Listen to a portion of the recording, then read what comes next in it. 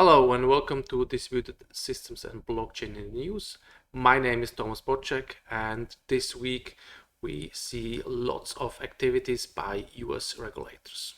So the first article is about the SEC and their lawsuit against Paxos and BUSD. It's the following article here.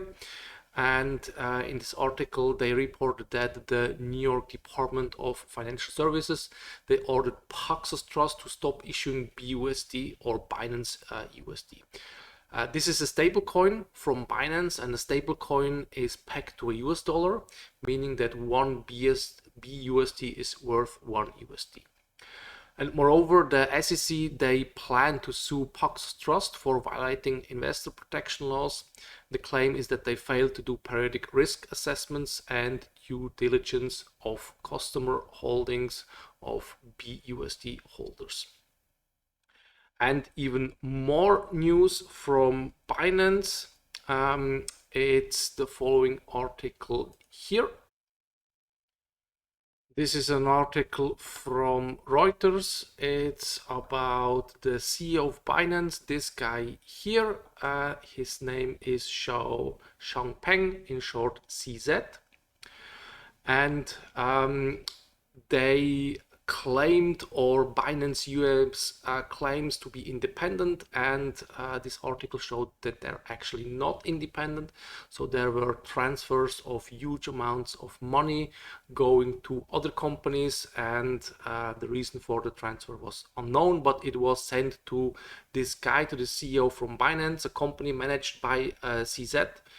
And if it involved customer funds, that's also unknown.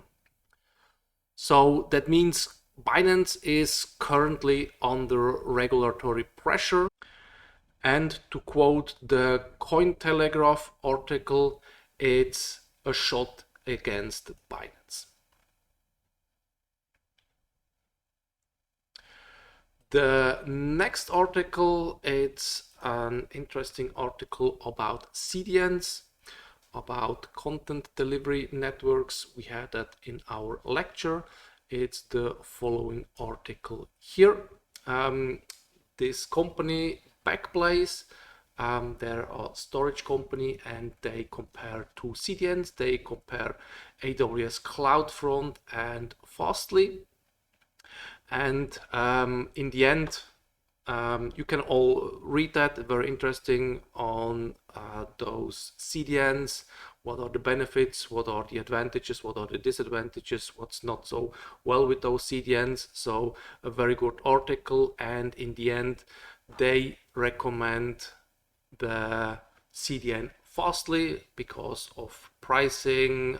It has better caching. It even has options for image optimization. So they recommend Fastly, but nevertheless, depending on your use case, there might be other options as well.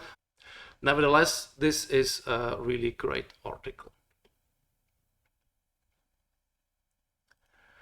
The next article is about Linux commands, and those are the 50 essential Linux.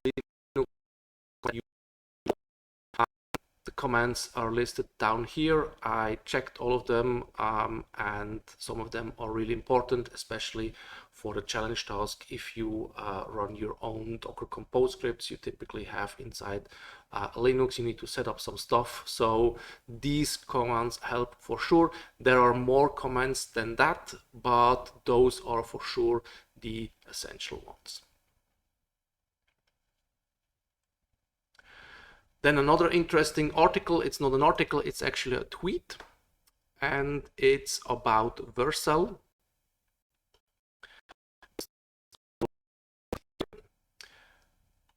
And it's about what can go wrong, and due to misconfiguration, this resulted in an endless loop and caused actually a hefty bill.